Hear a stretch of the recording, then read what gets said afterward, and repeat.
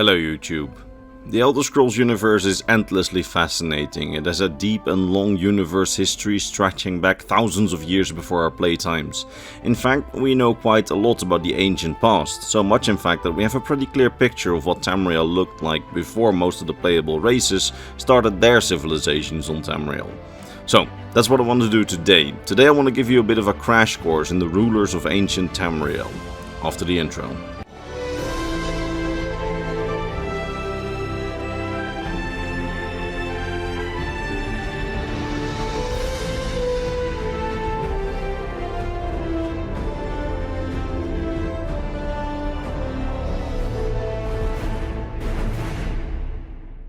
So, ancient Tamriel. The interesting thing is that the earliest time that we can play in is actually the middle of the Second Era in the Elder Scrolls Online, while Tamriel's own history, at least the continent of Tamriel in the shape that we know it, stretches back at least another 5,000 to 6,000 years, depending on whether or not we count dragon breaks, which I will, so we will take the roughly 6,000 year timescale.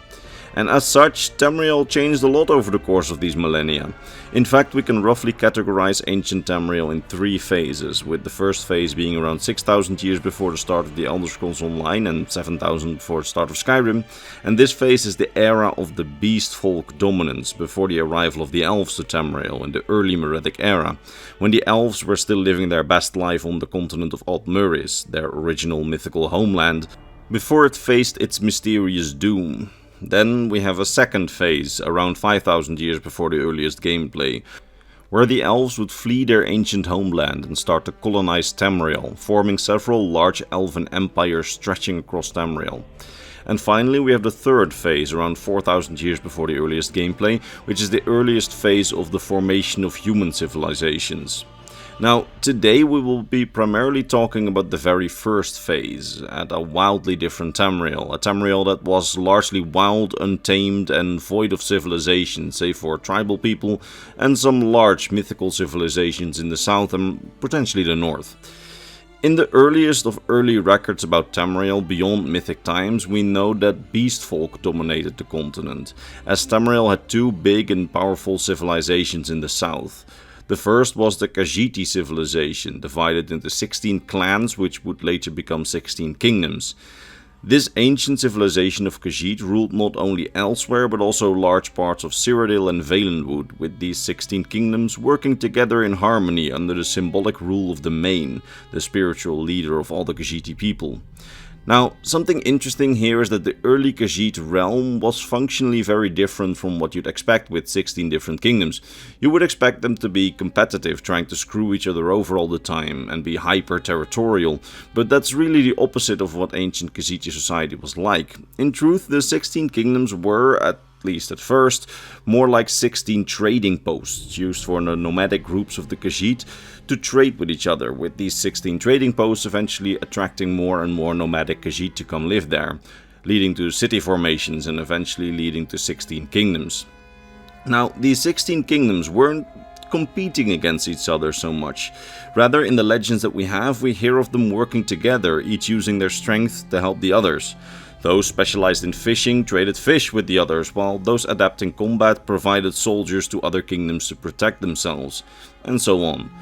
According to the legends, power distribution in this period was also very interesting. While the Main was officially the spiritual leader of the Khajiiti people, the stances and phases of the moons actually determined which kingdom had the leadership position over the entire Khajiiti realm for a period of time, meaning that depending on the moon's stance, at one point the Khajiiti king or queen of the kingdom of Torval, one of the 16 kingdoms, may politically dominate the realm, while during another moon stance, the king or queen of Canarthia may dominate the realm politically.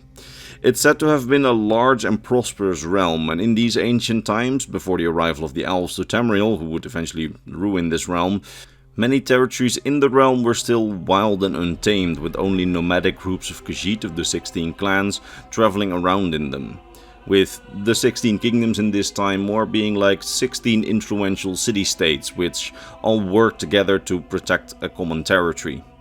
Now, at the same time of this Khajiiti domination of southern Tamriel and parts of the Heartland, southeastern Tamriel was dominated by another great power, the Argonian Zanmir society, named after the massive stone Zanmir pyramids that they built.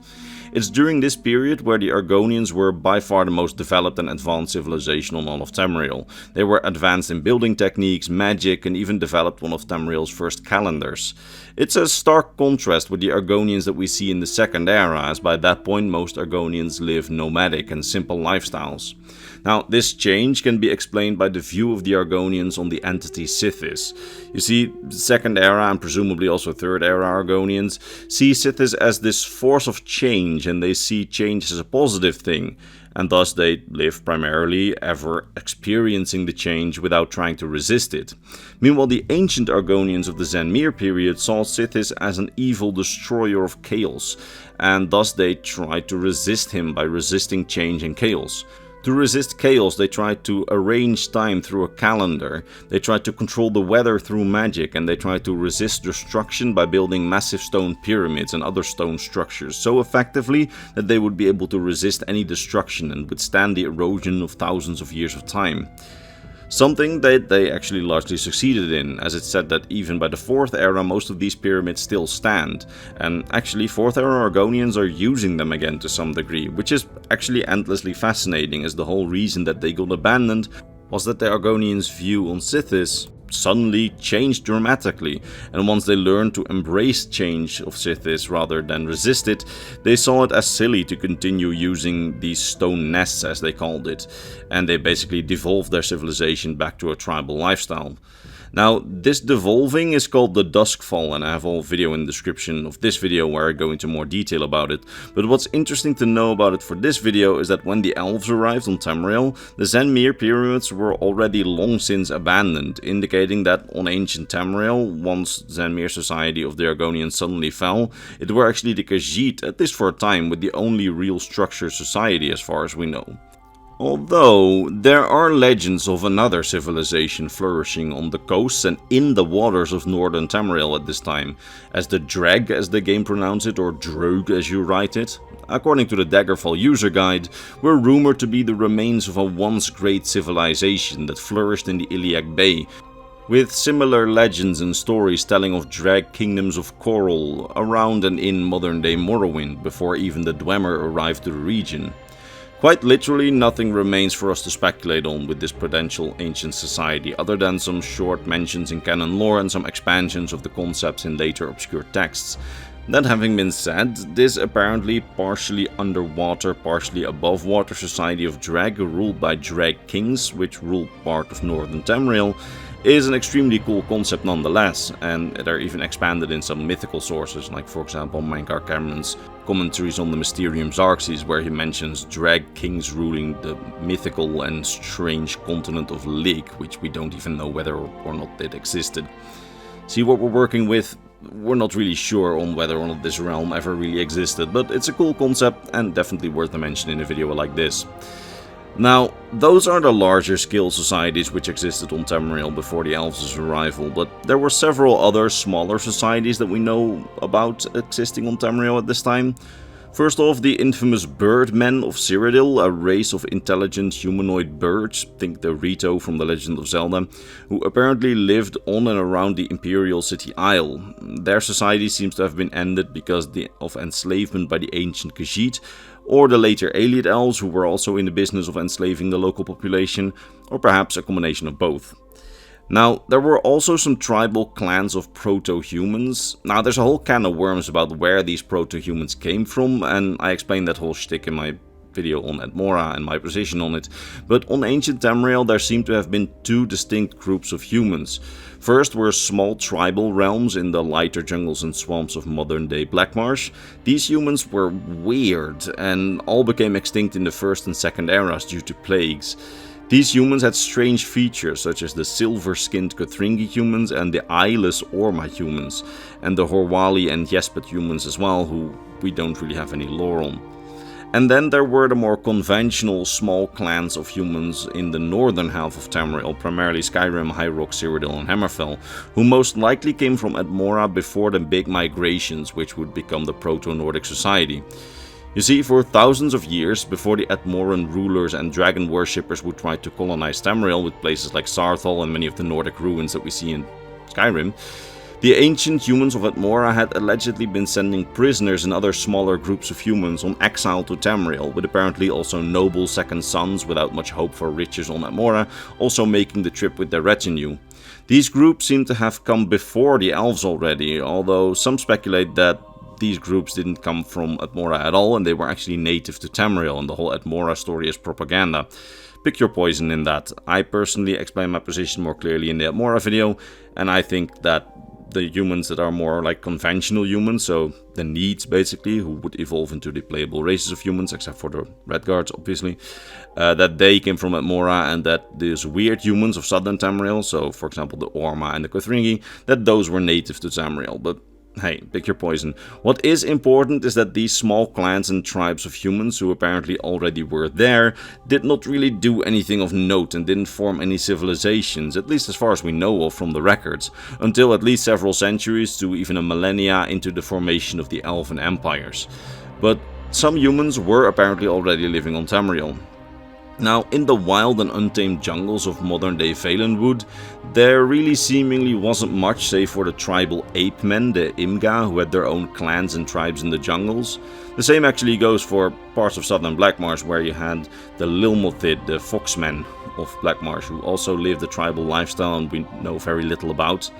And also for High Rock, because while the coastlines were apparently dominated by the Dreg, more inland you primarily seem to have clans of other beast folk living a very impermanent life, like the centaurs. It's also a very similar situation for the Somerset Isles, where the land is said to have been wild and filled with monsters and other dangerous creatures, with amidst it all apparently some small-scale goblin civilizations, with some speculating that the goblins may have had actual kingdoms on the Somerset Isles rather than just some clans and small towns. They were there actually when the first elves arrived and formed trading relations with them before the elves would eventually enslave them, after which they were driven not to extinction but driven to the designation of a lower being. Meanwhile, there are suggestions that even in later eras, goblins are significantly more intelligent than simple monsters, as even in the 4th and 3rd eras they live in defined clans, have religions, have language, have mastered magic and even animal domestication, which is extremely interesting and kinda tragic, as none of the intelligent races necessarily treat them with the respect that they're probably due. Now, there are other creatures which apparently had primitive civilizations at this time, mostly tribal civilizations, such as the earlier mentioned fox beast race, the Lilmothid, who lived in southern Blackmarsh, and also the goat beast race fawns, somewhere on the mainland, and apparently even emperor crabs, who seem to have some intelligence, but they couldn't really be called civilizations. Now, as far as we know, those were the primary civilizations and others who were present on ancient Tamriel.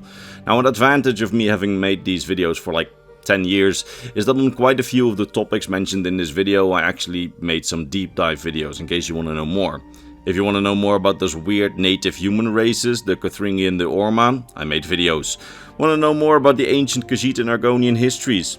I made videos. Want to know more about those ape men, the Imga, the foxmen, the Lilmothid, or the birdmen of Cyrodiil? Guess what? I made videos. So if you go to the description, there will be a whole list of videos to explore some topics a bit more closely, in case you want something else to watch. Now, that having been said, this is the end of this video. I sincerely hope that you enjoyed yourself watching it and that I managed to teach you something new about the Elder Scrolls lore. And if I did, why not give the video a like, as that's how the YouTube algorithm decides which content is worthy and which isn't. There's also apparently hype things now, which, you know, I'd always appreciate, although I don't know what YouTube does with them, but hey, they're appreciated.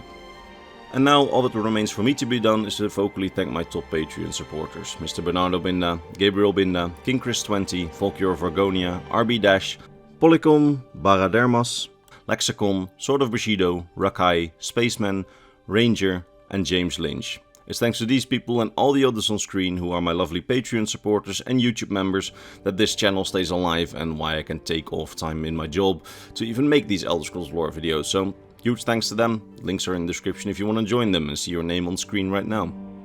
With that being said, I will see all of you in the next Elder Scrolls lore video. Bye bye.